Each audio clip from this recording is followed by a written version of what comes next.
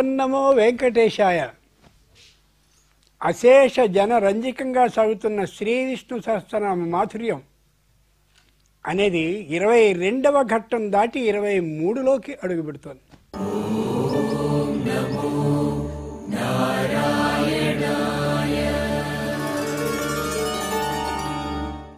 మహావిష్ణువు ఎత్తినటువంటి అవతారాలు 10 ప్రసిద్ధంగా ఉన్నాయి, కానీ ఆయన ఎత్తిన అవతారాలు 21. కిందటి భాగం 22వది అనుకున్నాం. ఇదేమిటి? ఒక వ్యక్తి 8 వేషాలను వేశాడు అనుకుందాం. ఆ 8 వేయబడ్డ వేషాలు ఈయన ఒక వ్యక్తి కాబట్టి మొత్తం 90 అవుతారు. అలాగే 21 అవతారాలు ఎత్తిన శ్రీ మహావిష్ణువు ఏ అవతారము ఎత్తకుండా తాను తనకుగా ఉన్నట్టయితే ఆయన ఒకటి కాబట్టి 21కి 1 గెలిపితే 22. అంతటి గొప్ప ఘట్టాన్ని దీని వెనుక భాగంలో చూసాం. అది దాటి 23లోకి పెడుతున్నాం. అమోఘమైనటువంటి విష్ణు సహస్రనామ మాధుర్యాన్ని క్రోలుతూ ఉన్నటువంటి ప్రేక్షకులందరికీ ఓ చిన్న విజ్ఞప్తి. ప్రతి చోట కామెంట్ల రూపంలో గోవింద అని, నారాయణ అని, శ్రీ మహావిష్ణువు అని ఇలా సంబోధిస్తున్నారు, కానీ ఈ కార్యక్రమాన్ని మేము ఆనందిస్తున్నామని ఎవ్వరి మటుకు వాళ్ళు అనేకమైనటువంటి ఫోన్లు మెసేజ్ల ద్వారా చెప్తున్నారు. ఆ కామెంట్లో కానీ రాసినట్లయితే ఇంకా ఆనందంగా ఉంటుంది. ఎస్వీబీసీ ఛానల్లో ఇంత శ్రమ చేసి చేస్తున్నటువంటి మొత్తం ఉండే ఈ సాంకేతిక గణం అందరికీ కూడా. ఇప్పుడు 23వ ఘట్టంలోనికి ప్రవేశిస్తున్నాం. ఒక్క మాట చెప్పుకుని ముందుకు వెళ్దాం. ధ్రువ 22వ ఘట్టంలో చెప్పిందే మళ్ళీ ఇంకో మారు చెప్తున్నాను, అర్థం మాత్రం మారుతుంది. రామచంద్రమూర్తి సీతా లక్ష్మణ సమేతుడై దండక అరణ్యానికి బయలుదేరాడు. బయలుదేరిన సందర్భంలో వృద్ధుడైనటువంటి దశరథ మహారాజు మేడ మీద నిలబడి పెద్ద పెట్టిన అరిచాడు. రామచంద్రమూర్తి, అయోధ్యాయాస్త్వమేవాద్య భవరాజ నిగృహ్యమాం. నేను పొరపాటు చేశాను, వృద్ధుడైనటువంటి వాణ్ణి, మతి తప్పి ఉన్నాను. భార్య అయినటువంటి కైకమ్మ చెప్పిన మాట ప్రకారం నిన్ను అరణ్యాలకి వెళ్ళమని ఆజ్ఞ చేశాను. తప్పు, నువ్వు అయోధ్యకి రాజువు, నువ్వే. ఆమె మాటను నేను పాటించను, ఖచ్చితంగా వెనక్కి వచ్చేయి అన్నాడు. అదే లోకంలో మరెవరైనా అయినట్లయితే, అబో మా నాన్న పిలిచాడు కాబట్టి నేను వెళ్ళిపోతాను అని వెనక్కి వెళ్ళిపోయి ఉండేవాడే అవకాశం దొరికితే. కానీ అన్నారల్లా లక్ష్మీశ్చంద్రాదపేయాద్వా హిమవాన్ వా హిమం త్యజేత్ అతీయాత్ సాగరో వేలాం న ప్రతిజ్ఞాం అహం పితుః. బ్రహ్మాండమైనటువంటి ఏ మంచు పర్వతమైన హిమాలయం ఉందో ఆ హిమాలయం తన మంచుని పూర్తిగా తొలగించుకొని పోవుగాక, నేను మాటని తప్పను. ఏ సముద్రం అవేళ ఆ ఒడ్డుని దాటదు అనేటటువంటి పేరు దానికి ఉందో, అది ఒడ్డుని దాటి ఎక్కడికైనా వెళ్ళమను, నేను మాత్రం పొరపాటున మాటని తప్పను.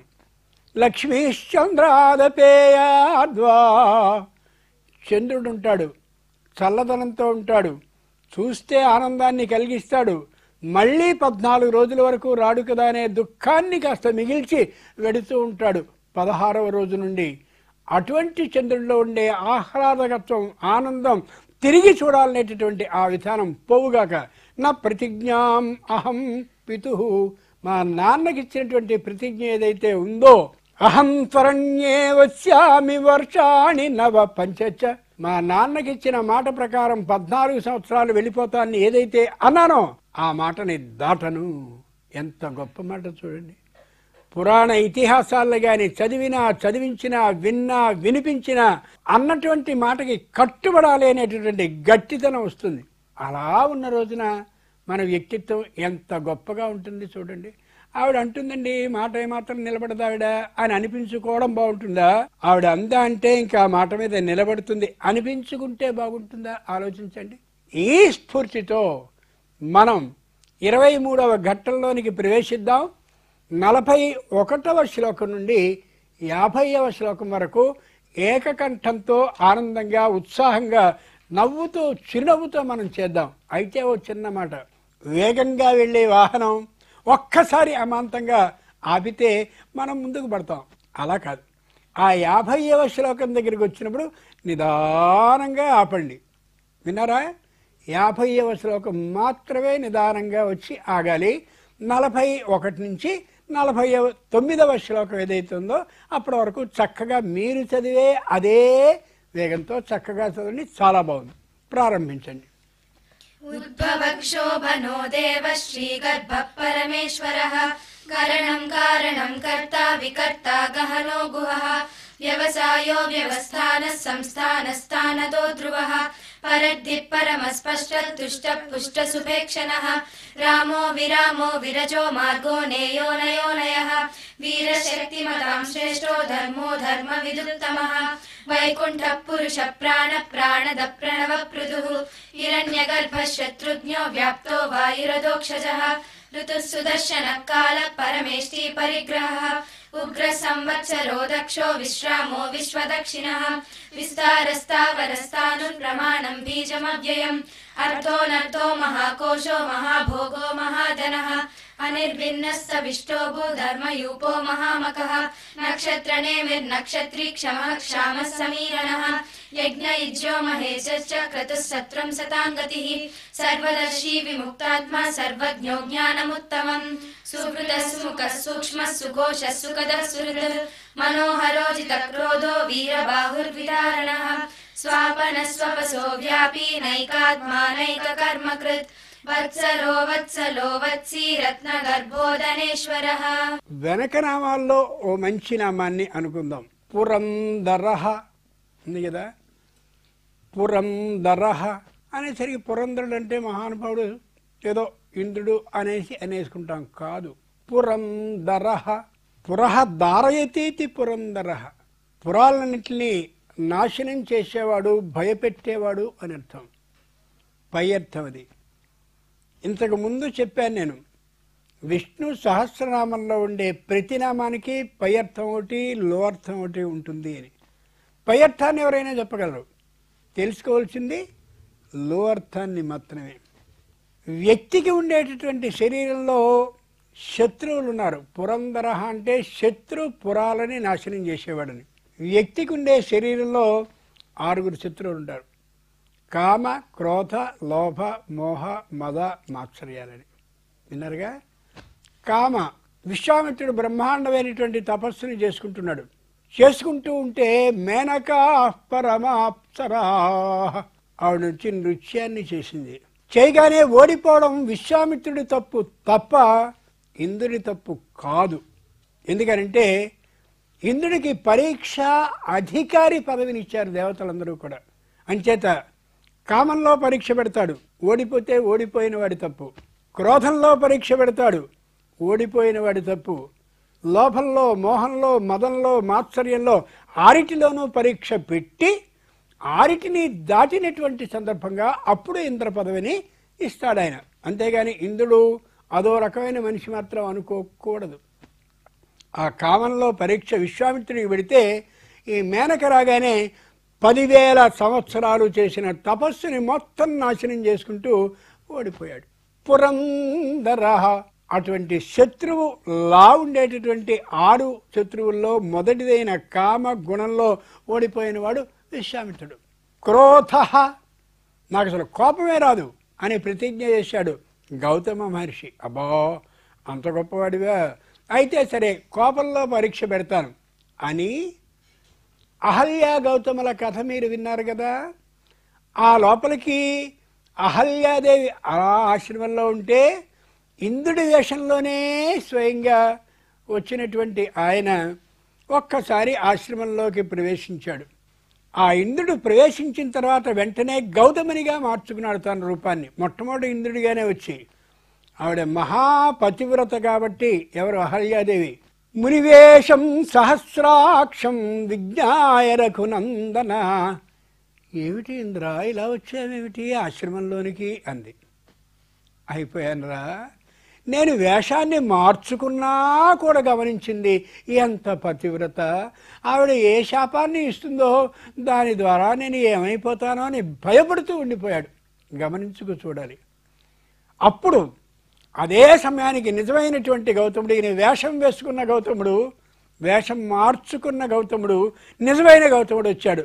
అందరిలానే ఆయన అనుకోకూడని విధంగా అనుమానపడి వాయుభక్ష నిరాహార తప్యంతి భస్మశాయిని అదృశ్య సర్వభూతానాం ఆశ్రమేస్మిన్ నివస్యసి భయంకరమైన శాపం ఇచ్చాడు.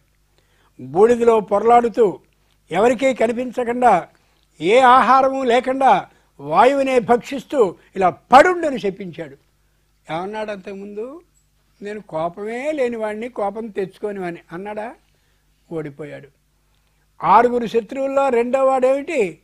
క్రోధం, కామం, క్రోధం. మూడోది లోభం. ధృతరాష్ట్రుడు ఉన్నాడు, అసలు వాడికి రాజ్యమే లేదు. ఎందుకని? గుడ్డివాడికి రాజ్యాన్ని ఇచ్చే అవకాశం లేదు ఆ కాలపు విధానాన్ని బట్టి. రాజ్య అంగబద్ధ పద్ధతి ప్రకారం రాజ్యాన్ని సగం కాజేసేసాడు. పాండురాజు మంచితనంతో ఊరుకోవచ్చుగా? లేదు. లోభం, ఆర్ధరాజ్యాన్ని కూడా కాజేయాలి. చివరికి వంశాన్ని నాశనం చేసుకున్నాడు ఆ లోభం గుణం కారణంగా. అర్థమైందా? ఉన్నదాంతో సంతృప్తి పడాలి అంతే తప్ప ఇంకొకరిది రావాలి అని అనుకుంటే ఇదే జరుగుతుందని తెలియజెప్తూ ఇదిగో కామ, క్రోధ, లోభ పురంధర 6 శత్రువుల్లో 3వ శత్రువైన లోభం ద్వారా నాశనమైన వాడు ధృతరాష్ట్రుడు. మోహము అనేదానికి బలైపోయినటువంటి వాడు రావణాసురుడు. తనకి ఎందరో భార్యలు ఉన్నారు, ఏ దేశాల నుంచో ఎందరెందరినో తెచ్చాడు. యుద్ధకామేన తస్సర్వా రావణేన హృతస్త్రియ అంతమందిని తెచ్చాడు. అయినా మళ్ళీ సీత మీద మోహబుద్ధి కలిగినటువంటి రావణాసురుడు రాక్షస అనే పేరు లేకుండా నాశనం చేసుకున్నాడు. రాక్షసుడు లేడు, మొత్తం అందరూ వధింపబడ్డారు రామచంద్రుని చేతిలో. అంచేత అంతఃశత్రువులైన 6లోనూ 4వదైనటువంటి మోహం అనే గుణంతో నాశనమైన వాడు రావణాసురుడు. కామ, క్రోధ, లోభ, మోహ, మద. మదం అనేది చాలా గొప్పదైనటువంటి శత్రువు. నహుషుడు మొత్తం అన్ని పరీక్షల్లోనూ ఇంద్రుడు పెట్టిన వాటిలో జయించాడు, చాలా గొప్పవాడు అయ్యాడు. అయ్యా నీకు ఇంద్రపదం వచ్చింది, మేము స్వచ్ఛంగా నిన్ను ఇంద్రలోకానికి తీసుకుపోతామని 7 మహర్షులు అన్నారు. వస్తారా? బ్రహ్మాండమైన పలకీలో నేను కూర్చుంటాను, మీరు నన్ను మోసుకుంటూ తీసుకుపోండి అన్నాడు. మదం కదా, కొత్తగా పదవి వచ్చినటువంటి వాడికి ఎంత మదం ఉండకూడదో చెప్తుంది మనకి పురాణం.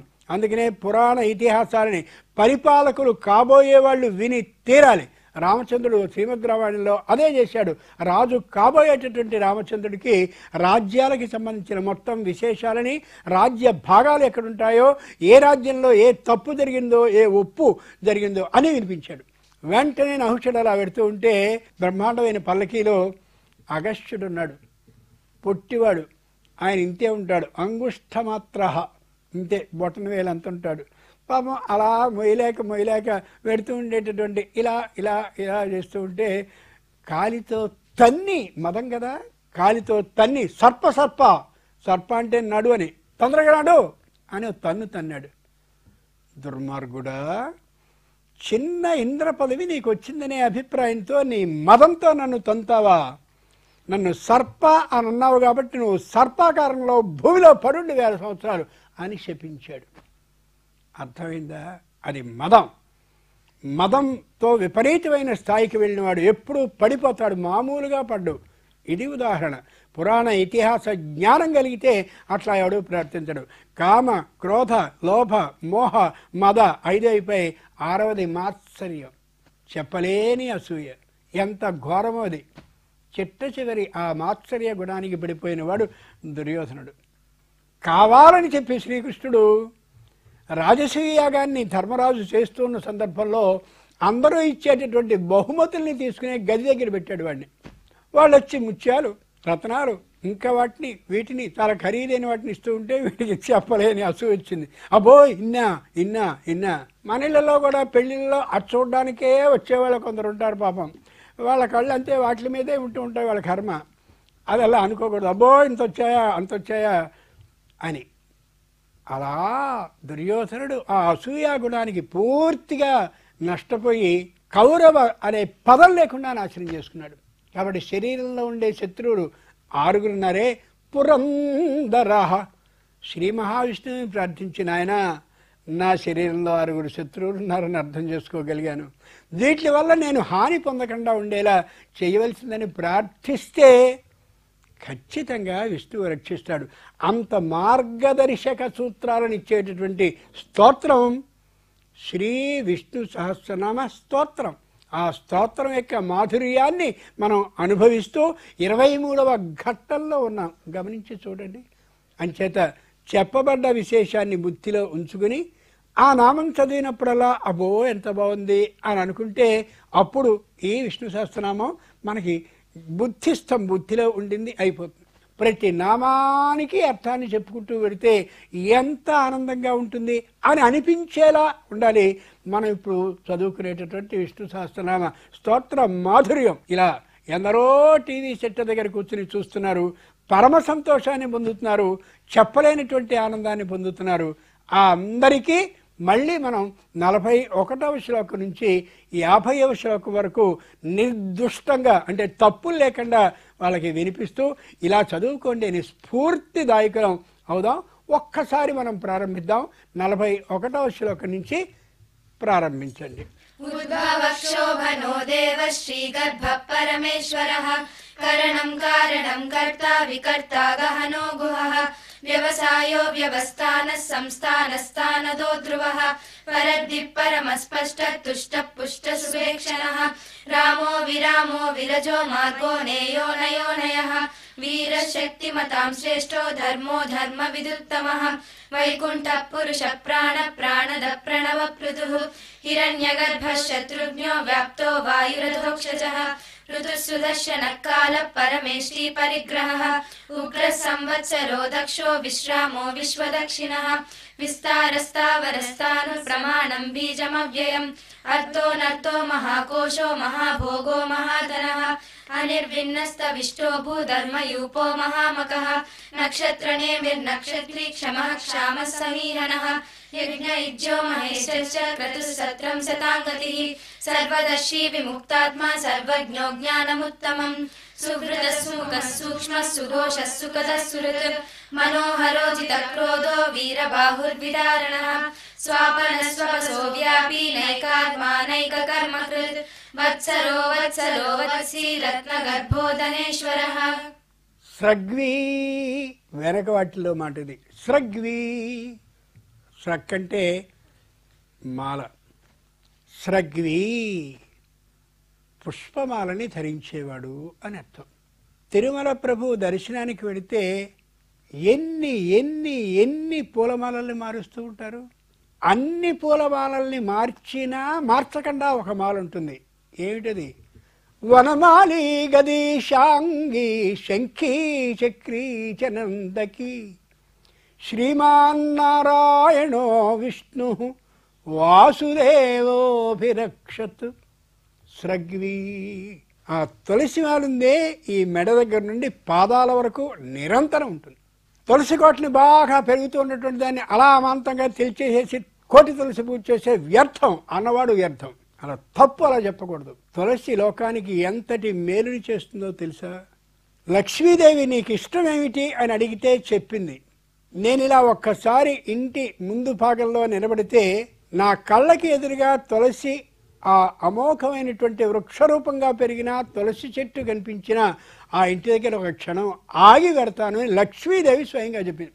ఆవిడ వస్తుంది రాదు అనేది అలా ఆ పక్కన ఉంచితే ఆ విషయాన్ని అక్కడి నుంచి గాలి వస్తూ ఉన్నప్పుడు ఆ గాలిని కాని ఇంట్లో ఉన్న గృహిణితో పాటు కుటుంబ సభ్యులంతా పీలిస్తే శ్వాసకోశ వ్యాధులు ఉండవు. ఎంత గొప్ప మాట చూడండి. అంటే విష్ణువు ఈ తులసిమాలని ధరించడం శ్వాసకోశ వ్యాధి ఆయనకు ఉందా? కొందరు ఇలా ఆలోచిస్తూ ఉంటారు. కాదు, ఆ తులసిమాల ఏదైతే ఉందో మీ ఆరోగ్యానికి అది చాలా మంచిదిరా. సృష్టి స్థితి లయాలనే మూటిలోనూ కూడా నేను స్థితి రక్షణని చేస్తుంటాను కాబట్టి సంతానమైనటువంటి మీరు ఇదిగో ఈ తులసిమాలని ధరించండి అని.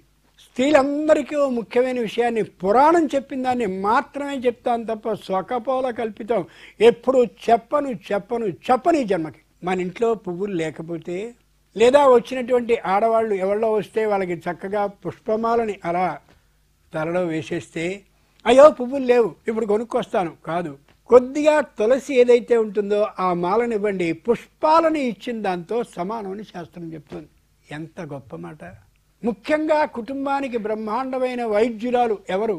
గృహిణి. అంచేతనే ఆవిడ దగ్గర ఉండేటటువంటి ఆ పోపుల పెట్టెలో దాంట్లో ఏవైతే ప్రాథమికమైనటువంటి వైద్యానికి సంబంధించిన ప్రథమ చికిత్స వస్తువులు ఉంటాయో అవే ఉంటాయి. ఆ మినప్పప్పు, దాంట్లో ఉండే మెంతులు, అలాగే జీలకర్ర, ఇవన్నీ కూడా ఆరోగ్య రక్షక వస్తువులు.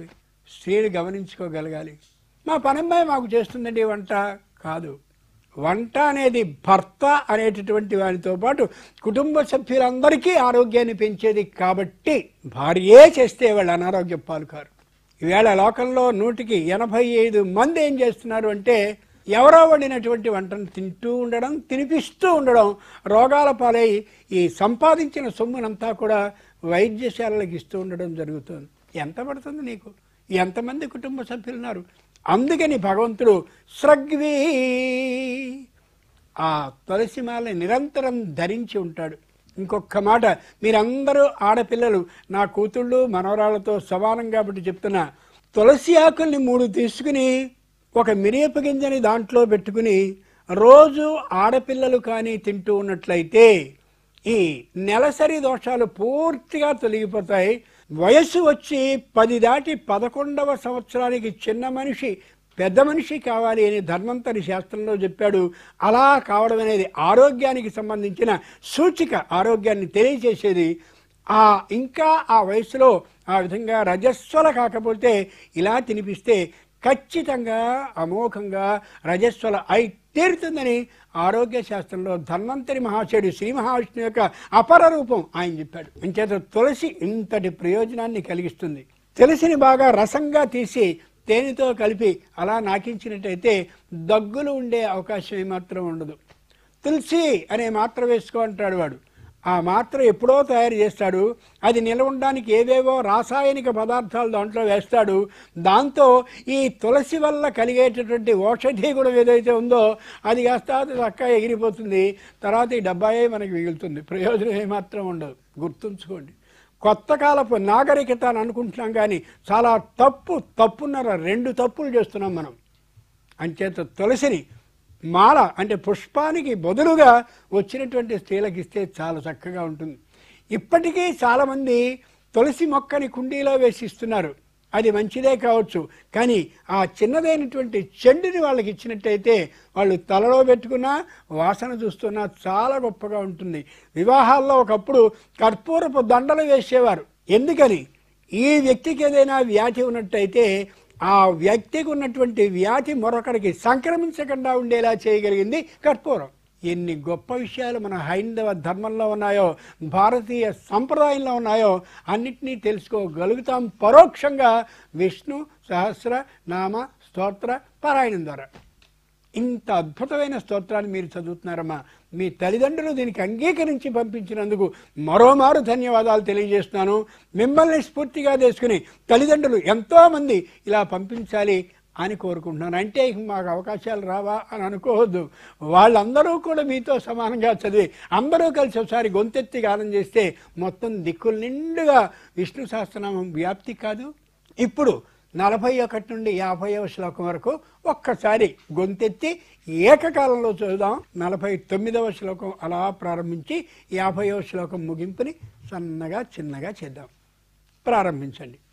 ఉద్భవక్షోభనో దేవ శ్రీగర్భ పరమేశ్వరః కరణం కారణం కర్తా వికర్తా గహనో గుహః వ్యవసాయో వ్యవస్థాన సంస్థాన స్థానదో ధ్రువః పరద్ది పరమస్పష్ట తుష్ట పుష్ట సుభేక్షణః రామో విరామో విరజో మార్గో నేయో నయోనయః వీరశక్తిమతాం శ్రేష్టో ధర్మో ధర్మ విదుత్తమః వైకుంఠ పురుష ప్రాణ ప్రాణద ప్రణవ పృథుః హిరణ్యగర్భ శత్రుఘ్నో వ్యాప్తో వాయురదోక్షజః ఋతు సుదర్శన కాల పరమేష్టి పరిగ్రహః ఉగ్ర సంవత్సరో దక్షో విశ్రామో విశ్వదక్షిణః విస్తారస్తావనస్థానుప్రమాణం బీజమవ్యయం అర్థో నర్థో మహాకోశో మహాభోగో మహాధనః अनिर्विन्नस्तविष्टो भूधर्मयूपो महामघः नक्षत्रनेमिर्नक्षत्री क्षमः क्षामः समीहनः यज्ञयुज्यो महेश्यश्च क्रतुः सत्रं सताङ्गतिः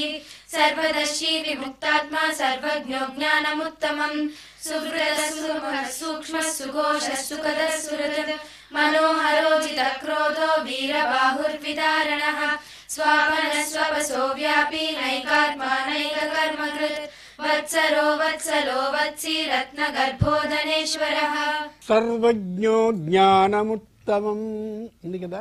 సర్వజ్ఞ, సర్వం జానాతీతి సర్వజ్ఞ, అన్నిటినీ తెలిసినవాడు. సర్వ అంటే అన్ని, అన్నిటినీ తెలిసినవాడు. సర్వజ్ఞ, లోకంలో ఉండేటటువంటి అన్ని జంతువులు అన్నిటికి సంబంధించిన విశేషాలు తెలిసినవాడు.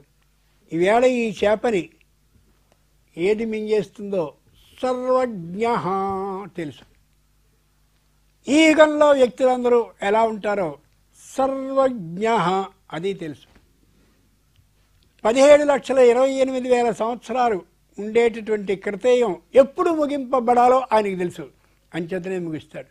12,96,000 సంవత్సరాలుండే త్రేతాయుగం ఎప్పుడు ముగియాలో సర్వజ్ఞ చేస్తాడు. 8,64,000 సంవత్సరాలు మాత్రమే ఉండే ద్వాపరయుగానికి ఎప్పుడు ముగింపు పలకాలో అది కూడా ఆయనకి తెలుసు. అంచేతనే యస్మిన్ కృష్ణో దివం వ్యాతః తస్మిన్నేవ తదాహని ప్రతిపన్నం కలియుగం. ఈ ద్వాపరయుగం ముగుస్తోంది అన్నటువంటి రోజున, సరిగ్గా అదే రోజున కలియుగం ప్రవేశించే రోజున సర్వజ్ఞ, ఈ యుగానికి ముగింపు పలకాలి అనుకున్న ఆయన ఈ లోకం నుంచి పైలోకానికి వెళ్ళిపోయాడు. మనకి ఎవరు దిక్కు? కృష్ణుడి దిక్కు. ఆ దిక్కు అయినటువంటి ఆయన ఈ ద్వాపరయుగం దాటి కలియుగం ప్రవేశించిన రోజున వెళ్ళాడు. కాబట్టి మనం ఎవళ్ళం? దిక్కు ఉన్నవాళ్ళం కాదు, దిక్కు లేనిన వాళ్ళం. అంచేతనే చాలామంది తెలుగులో దిక్కుమాలిన అంటుంటారే, దిక్కు ఏమాత్రము లేనటువంటి వాళ్ళం మనం. అందుకని మనకి దిక్కేమిటి? ఈ విష్ణు సహస్రనామ స్తోత్రం మాత్రమే. వ్యాసో నారాయణో హరి, వీళ్ళందరికీ దిక్కుగా ఏదైనా ఉండాలని వ్యాస మహర్షి నారాయణ స్వరూపమైనటువంటి వాడు మనకి గ్రంథాన్ని అనుగ్రహించి చదువుకోండి. దిక్కు లేదు అని అనుకోకండి, మీరందరూ దిక్కు కలిగిన వాళ్ళు అని నేను నిరూపిస్తున్నానని అది చేశాడు. అంతటి గొప్ప విష్ణు సహస్రనామ స్తోత్రాన్ని మీరు పఠిస్తున్నారు, ఆ మాధుర్యాన్ని అందరికీ అందిస్తున్నారు. 23 దాటి 24వ ఘట్టానికి వెళ్ళబోతున్నాం మనం. ఓం నమో వెంకటేశాయ.